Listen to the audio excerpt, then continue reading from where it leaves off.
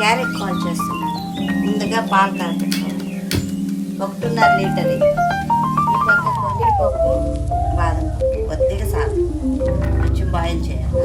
1/2 KG carrot తీసుకున్నాను. ఇది సన్నగా కట్ చేసుకోవాలా. కట్ చేసుకొని కొంచెం నెయ్యి వేసి కొంచెం ఫ్రై చేసి ఉడకపెట్టాలి. ఆ తర్వాత రుబ్బుకోవాలి.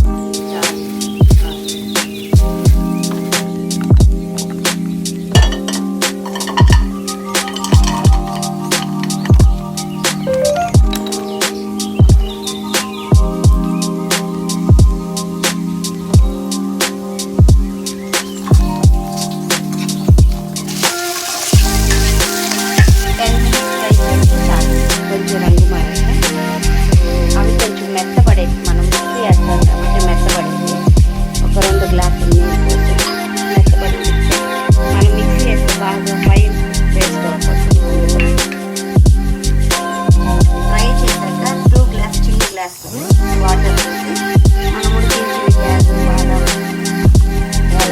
వేసి ఒక 5 మినిట్స్ కొంచెం మెత్తపడేది. మనం మిక్సీ వేస్తే ఫైన్ పేస్ట్ అవ్వాలి. దానికోసం 10 మినిట్స్ లోపల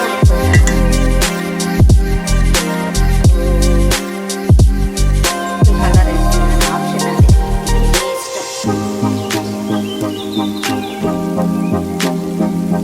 పాలు మరుగుతుంది. ఇది ఉడికాక దీన్ని మిక్సీ వేసి దీంట్లో వేసి 10 మినిట్స్ బాయిల్